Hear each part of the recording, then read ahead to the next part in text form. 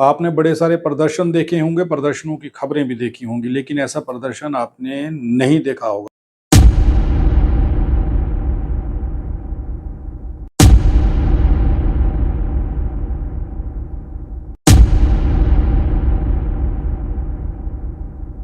ये प्रदर्शन जिसमें आप देख रहे होंगे, तस्वीरों में आपको साफ दिख रहा है कि यहाँ पर कूड़े की बरसात हो रही है, कचरा बरस रहा है और कचरा कैसे बरस रहा है, क्यों बरस रहा है, क्या वजह हुई है, पुलिस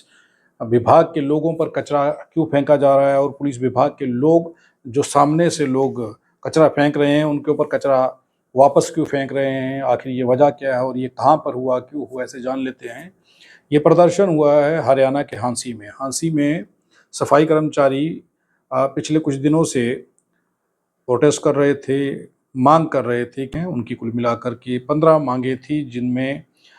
उनकी कुछ मांगे ऐसी थी जैसे वर्दी भत्ता,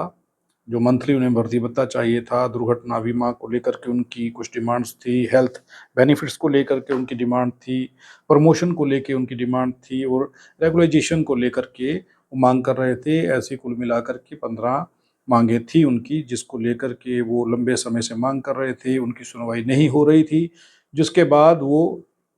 प्रोटेस्ट करने पर मजबूर हुए, वो लोग स्ट्राइक करने पर मजबूर हुए। जब स्ट्राइक की तो शहर में गंदगी फैलने लगी। ज़ाहिर-सी बात है कि जब ये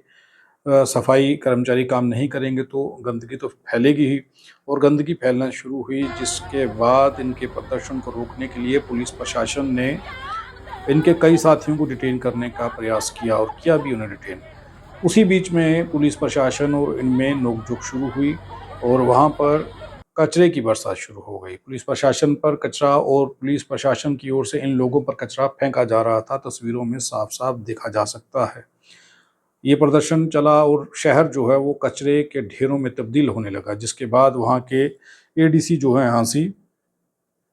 उन्होंने लक्षित सरीन जो हैं, उन्होंने प्रेस कॉन्फ्रेंस की और ये जानकारी दी कि 15 में से 12 मांगें इनकी मान ली गई हैं और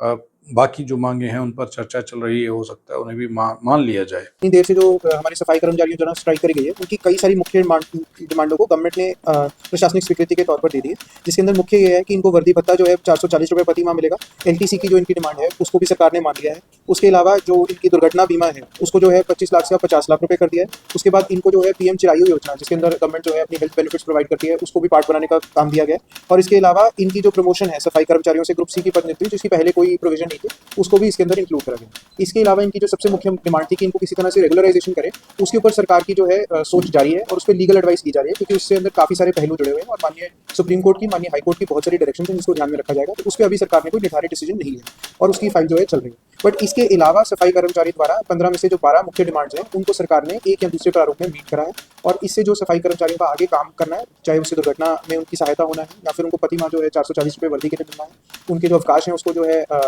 डबल कर दिया गया है। पहले इनको जो है 10 और 10 मेडिकल और वो अवकाश मिलते थे, अब ये 20 और 20 इनके लिए अलग कैजुअल जिसको हम अवकाश कहते हैं वो है। तो सरकार ने जो है एक बहुत ही पॉजिटिव बेंट ऑफ माइंड से इनकी जितनी रीजनेबल डिमांड्स थी उसको इस प्रेस नोट के थ्रू मीट करने की पूरी कोशिश करी है। एंड अब मेरा आगे भी हमारे जितने भी सफाई कर्मचारी साथी हैं उनसे यही अनुरोध है कि सफाई के कार्यक्रम में जो हमारा त्यौहार का सीजन आ रहा है, चाहे वो राखी है चाहे वो है, और जगह जगह बाजारों में देख रहे हैं कि अलग अलग तरह का कचरा पड़ा हुआ है, जिसके कारण ना केवल दुकानदारों को मुश्किल आ रही है, आम जन को मुश्किल आ रही है, और अगर ये ऐसी कचरा पड़ा रहता है तो हमारे पास बीमारियों का भी ढेर बन सकता है। तो ये एक बहुत ही अच्छी मूवमेंट है जब ये अपनी स्ट्राइक को जो है इस समय पर एंड करें और कल से जो है अपने निर्धारित समय पे अपने टाइम से अपनी वापस ड्यूटी पर वापस आएं। लेकिन सफाई कर्मचारी संतुष्ट नहीं थे। ना जाने कब से उनको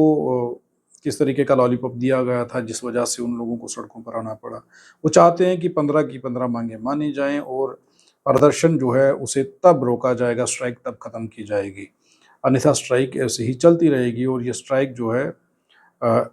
ख़त्म नहीं हुई है और इसे 30 अगस्त तक बताया जा रहा है कि 30 अगस्त तक ये स्ट्राइक कंटिन्यू रहेगी और उनकी मांगें अगर नहीं मानी गई तो ये स्ट्राइक आगे भी बढ़ सकती है।